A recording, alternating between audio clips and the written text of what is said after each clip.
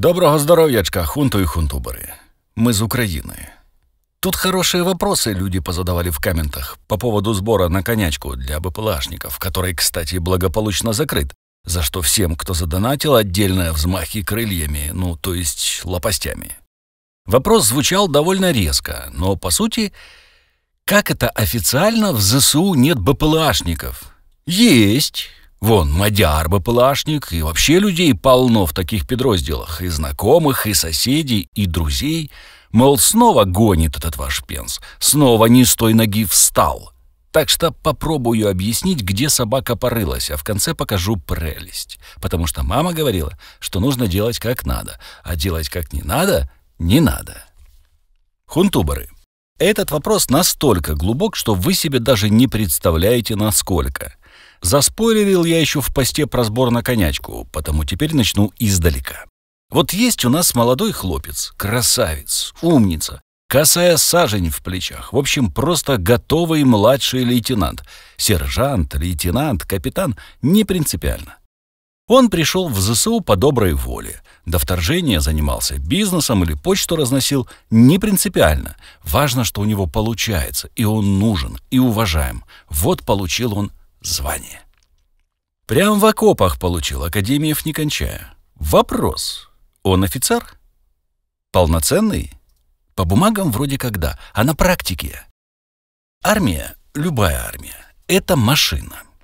Это сплетение инструкций и наказов, это тучи распечаток, десятки, если не сотни тысяч всяческих циркуляров и указаний. На их изучение только нужно потратить годы, а чтобы осознать и начать применять на практике, нужны еще десятки лет. Но не менять же систему ради одного бойца, пусть даже и красавца. Так вот именно поэтому в любой войне стараются офицеров максимально устранить из строя противника, потому что заменить его — это десятилетия. Назначенный, а не возвращенный офицер может и способен на многое, но многое может и испортить, просто потому, что подразделение его соседей будет действовать по инструкциям, а его подразделение будет вести себя согласно общечеловеческой логике или усвоенной бизнес-модели, или отточенным до мастерства на гражданке указаниям высшего руководства, которые далеко не всегда совпадают с армейской. И тут не муштра нужна, а анализ, понимание, применение усвоенного точно по поставленной задаче. Время. В ситуации, когда соседнее подразделение действует неслаженно, можно натворить немало бед по вполне себе логичным и позитивным соображениям, и примеров тому — вагоны. То есть, что мы имеем? Офицер есть, но его по факту нет. Есть хороший, не всегда, чаще, гораздо чаще, совсем наоборот, человек, а эффективно управлять подразделением некому. Это аксиома. Исключения лишь подтверждают аксиому. Хотите примеров? У меня их сотни, но, может, сами бойцы напишут в комментах несколько, чтобы с первых уст, без вырывания из контекста. Напишите примеров, плиз. Совсем не обязательно с реальными именами и номерами частей. Лучше не афишировать такую информацию. Этот пример относится не прямо к ситуации с БПЛАшниками. Он просто подчеркивает суть бумажной волокиты. Посада есть, офицер есть, назначен, служит и командует, а командовать некому. Второй пример. На балансе, по бумагам, по отчетам любой ВЧ стоит гора материальных ценностей, и еще горка валяется рядом. Если взять, к примеру, парк автомобилей, то там есть множество таких колес, названий которых обычный человек даже не слышал никогда. Есть же вполне узнаваемые буханки в состоянии «дай посмотрю на солнышко сквозь кузов», есть зилы и кразы, есть шишиги, разложившиеся до первородной руды лет этак 30 назад. Любой сержант мои слова легко подтвердит. Все это нужно обслуживать, менять там жидкости, заправлять, следить за износом резины и прочее марнотратство. И вот же интересный момент. Всю эту ржавотину никто списывать не торопится. Все это стоит на балансе тысячелетиями уже. Вы спросите, а на кой ляд оно на балансе держится, почему его не спишут и не поставят на баланс тот пикап, чтобы не волонтеры и не бойцы его ремонтировали, а ВЧ за деньги из бюджета? Есть два ответа. Первый родом из совка, второй уже наш, военный. При совке все это ржавеющее по ангарам железяча приносило некислую прибавку к жалованию тех, кто за балансом материальных ценностей следил, и еще немножко командирам, конечно, и еще немножко проверяющим органам. Тогда это было выгодно всем служивым, потому что списать и дурак может. А что потом делать-то? Новое не факт, что дадут, а скорее еще и пошлют. А если и дадут, то несколько лет потом не выдадут ни масленки, потому что новое же. В случае чего встанет во весь плац рык комбрига. А как ты умудрился поломать новый автомобиль, купленный за народные деньги? А ну под трибунал сходи, расскажи, как ты разворовываешь народные налоги. Да без права после разбирательства служить и вообще занимать должности государственные. Да с конфискацией майна, нажитого за годы благословенной службы, не только у тебя, а и у всех родственников. Как вам перспективка? Вы бы сами списали с баланса золотую жилу в такой ситуации или пошли бы под трибунал? Вот. Ответ очевиден. Поэтому весь этот мотлох благополучно дожил, только по бумагам часто, до наших дней. Его ежегодно закрашивали новыми слоями краски, рисовали на колесах белые круги для важности. Все узлы нещадно заливали солидолом, так называемая консервация, продлевавшая срок хранения вплоть до бесконечности. И оно благополучно стояло и гнило. А рабочих машин было в частях всего 3. Бобик командира, пожарка и ЗИЛ или КРАС для перевозки личного состава в баню и на полигон. Впрочем, все, кроме Бобика, рассыпалось при первой же серьезной нагрузке, если уж совсем по чесноку.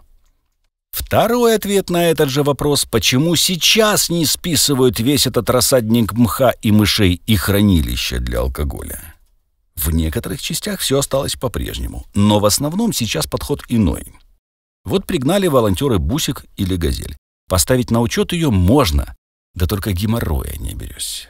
Гораздо проще поступить иначе, проводить по бумагам запчасти на хлам, а на самом деле ремонтировать пикапы. Так проще, понимаете? Если ввязаться со списанием, нагрянет проверка и выяснится, что вон та груда крашеного железа в углу ангара не ездит уже лет 40, но бензин по бумагам потребляет как не в себя, и резина на нее новая ставится ежесезонно. Поэтому и списывают на них, на рухлядь, топливо, а реально льют его в восстановленный волонтерами беттер или пикап. Поэтому и не хотят заводиться со сложными запчастями вроде автоматической коробки передач. Попросите волонтеров, у нас нет такой возможности. А возможности нет, потому что такую коробку ты не проведешь по бумагам, как зеркало заднего вида для шишиги. Ну нет такой опции ни в уставе, ни в наказе. Поэтому приходится выкручиваться. Поэтому и сборы, потому и нужны донаты, потому что нам с вами содержать свою же армию за донаты выходит реально, а привести в порядок законодательство нереально. Уже и марафон затерли до дыр, и запретили показывать, что в Раде творится, и засекретили все, куда дотянулись, уже и ДИЮ ввели, и несколько раз уронили, уже и данные из ДИИ повытекали куда только можно, а привести в порядок законодательство плесень не способна. Ну не для того они приходили во власть, чтобы законами заниматься, понимать же надо. Я, кстати, в телеграм-канала закинул видео, там не перепутайте, весь офис в заставку не влез, да и одно новое лицо не сильно помещается. Но из того крошечного фрагмента можно четко понять, для чего именно З и компания пришли во власть. Там что-то около минуты. Теперь, на основании моего рассказа, вы можете сделать сами вывод, почему подразделов БПЛА официально не существует. Люди есть. Дроны, благодаря вашим донатам, в минимальном количестве есть. Техника, даже какая-никакая насобиралась, но официально, по бюджету, по документам, ничего не изменилось с времен царя Гороха. Нас там нет. Понимаете? Нет подраздела, нет его работы. Все, что вы слышите и видите, неофициально. Оформлены они как угодно.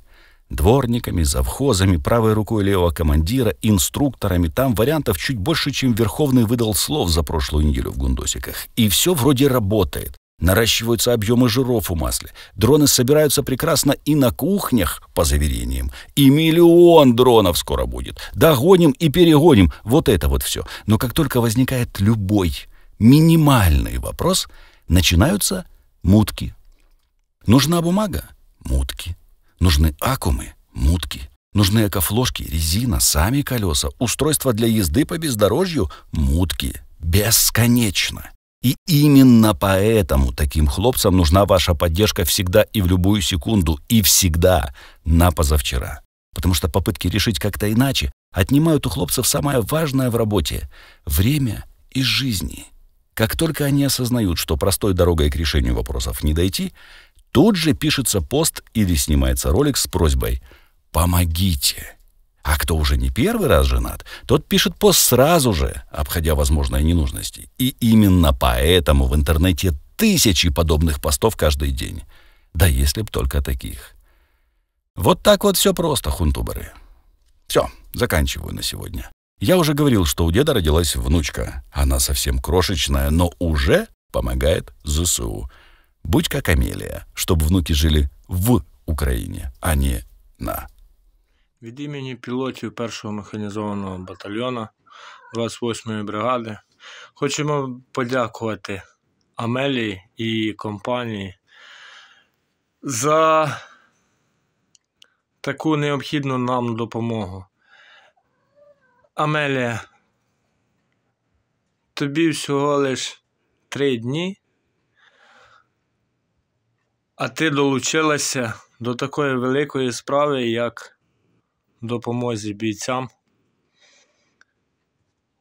Тому хочу подякувати тобі особисто за ось такий Starlink та ось такі чудесні 5 FPV-дронів для нашого підрозділу.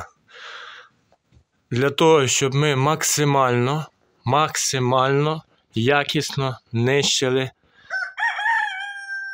Всім дякую, і все буде Україна. Беріть приклад з маленької Амелії.